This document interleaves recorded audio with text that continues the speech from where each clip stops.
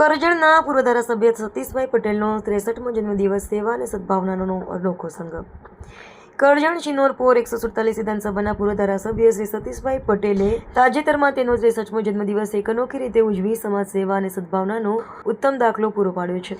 સામાન્ય રીતે જન્મદિવસની ઉજવણી વ્યક્તિગત આનંદ અને ઉત્સાહ પૂરતી સીમિત રહેતી હોય છે, પરંતુ સતીશભાઈએ આ દિવસને સમાજના વંચિત અને જરૂરિયાતમંદ વર્ગ સાથે જોડાઈને ખરા અર્થમાં સાર્થક કર્યો.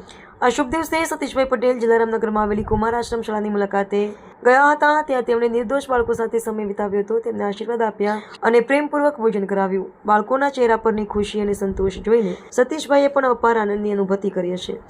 આશ્રમ શાળાના બાળકો સાથેનો આ સંવાદ માત્ર ભોજન પૂરતો સીમિત ન રહેતા તેમને ભવિષ્ય માટે પ્રેરણા અને હૂંફ પણ પૂરી પાડી હશે. ત્યારબાદ સતીશભાઈ કરજણની સરકારી હોસ્પિટલ પહોંચ્યા. ત્યાં તેમણે બીમાર દર્દીઓને સગર્ભા મહિલાઓને ફળોનું વિતરણ કર્યું. હોસ્પિટલના વાતાવરણમાં જ્યારે કોઈ વ્યક્તિ સ્નેહ અને સહાનુભૂતિ લઈને આવે છે, ત્યારે તે દર્દીઓ માટે માત્ર શારીરિક જ નહીં, માનસિક રીતે પણ સાંત્વના બની રહી છે. સતીશભાઈનો આ પ્રયાસ દર્દીઓને ઝડપી સ્વસ્થ થવા માટે એક સકારાત્મક ઉર્જા પૂરી પાડનારો બન્યો. દિવસના અંતે સતીશભાઈ રમવાડી આશ્રમ પહોંચ્યા. ત્યારે તેમણે ગૌમાતાને ઘાસચારો ખવડાવી ગૌ સેવાનો લાભ લીધો. ભારતીય સંસ્કૃતિમાં ગાયને માતાનો દરજ્જો આપવામાં આવે છે અને તેની સેવાને પુણ્યનું કાર્ય માનવામાં આવે છે. ગૌ સેવા દ્વારા તેમણે પર્યાવરણ અને પ્રાણી કલ્યાણ પ્રત્યેની પોતાની પ્રતિબદ્ધતા પણ દર્શાવી. આશ્રમમાં ભગવાનના દર્શન કરીને તેમની ધન્યતા અનુભવી, જે તેમની આધ્યાત્મિક શ્રદ્ધા અને નમ્રતાનું પ્રતીક છે. સતીશભાઈ પટેલનો આ 63મો જન્મદિવસ ખરેખર પ્રેરણાદાયક રહ્યો. તેમણે સાબિત કરી બતાવ્યું કે જન્મદિવસ માત્ર કેક કાપીને કે પાર્ટી કરીને ઉજવવાનો દિવસ નથી, પરંતુ તે સમાજ પ્રત્યેની આપણી જવાબદારીઓને યાદ કરવાનો અને સેવા ભાવનાથી તેને સાર્થક કરવાનો અવસર પણ છે.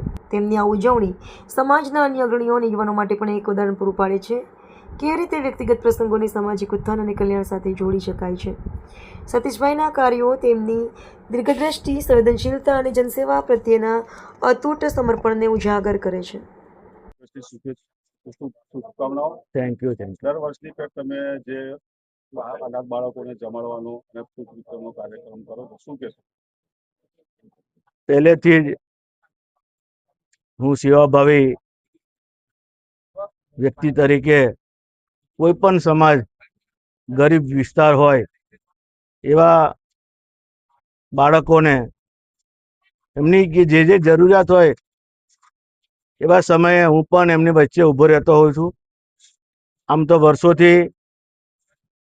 મારી જન્મદિવસ હોય ત્યારે સરકારી દવાખાનાની અંદર જે લોકો દાખલ થયેલા હોય હોસ્પિટલમાં, એમના માટે ફ્રૂટ વિતરણ અને આ આશ્રમ શાળામાં બાળકોની વચ્ચે રહીને એમને માટે જમણવારની વ્યવસ્થા પણ અમે કરતા હોય છે.